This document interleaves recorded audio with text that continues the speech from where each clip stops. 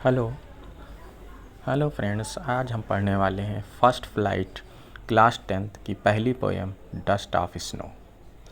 Dust of snow के writer हैं Robert Frost. Robert Frost एक अमेरिकन पोएट हैं। इससे पहले उनकी पोएम इंग्लैंड में प्रकाशित होती थी, लेकिन बाद में फिर अमेरिका में प्रकाशित होने लगी, यूएस जिसको कहते हैं। आज हम बात करेंगे उनके द्वारा लिखित ये पोएम डस्ट ऑफ स्नो, जो बहुत ही अच्छी पोएम है और बहुत ही कम शब्दों में उन्होंने बहुत अच्छा एक्सपीरियंस दिया है।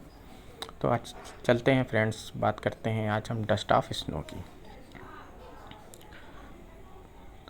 डस्ट ऑफ स्नो, डस्ट का मतलब यहाँ धूल नहीं है, बर्फ़ के छोटे छोटे टुकड़े कह सकते हैं, पार्टिकल्स ऑफ स्नो कह सकते हैं या कण कह सकते हैं।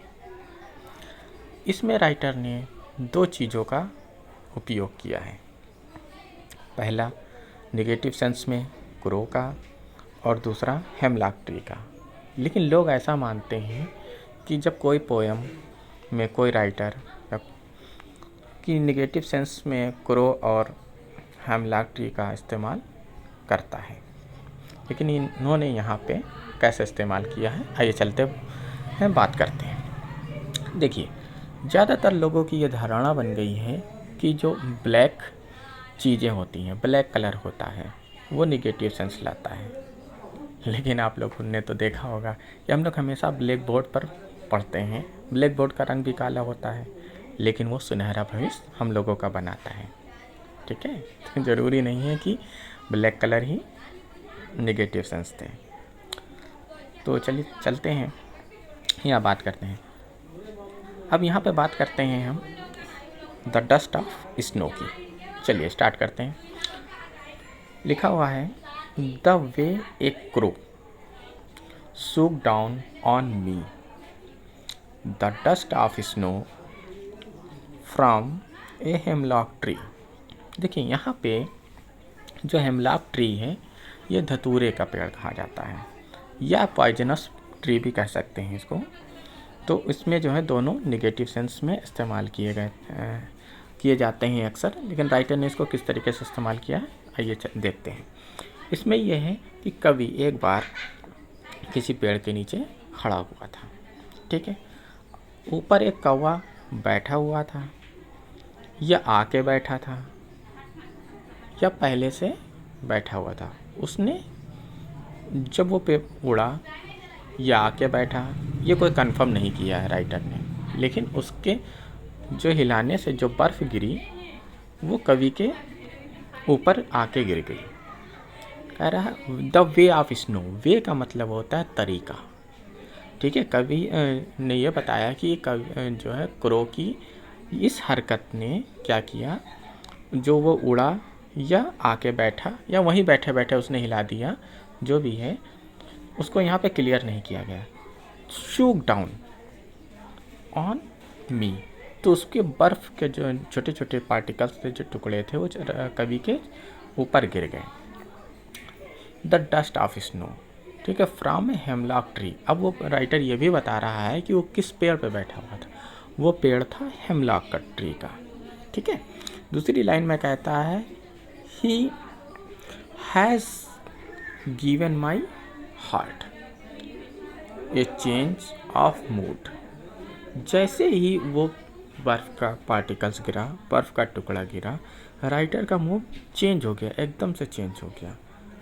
And saved some part of a day I had rued. यानी वो कह रहा है कि जो मूड था, उससे पहले राइटर बहुत दुखी मूड में था। वो ये सोच रहा था कि आज का दिन बिल्कुल बेकार गया, आज के दिन कोई अचीवमेंट हमारा नहीं हुआ। लेकिन जो बर्फ़ का कण कौवे के हिलाने से गिरा, उसने उसके मूड को क्या कर दिया, एकदम से चेंज कर दिया।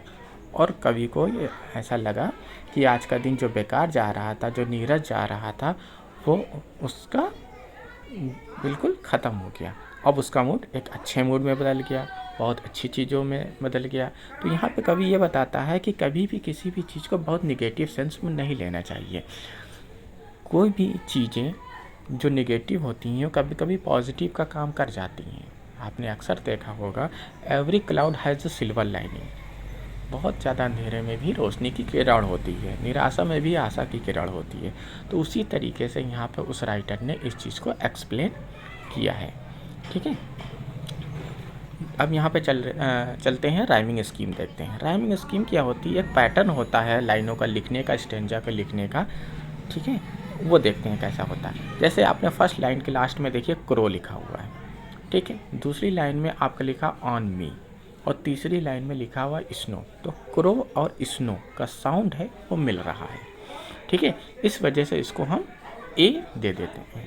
ठीक है, उसके बाद दूसरी लाइन में लिखा हुआ मी, और चौथी लाइन के लास्ट में लिखा हुआ ट्री।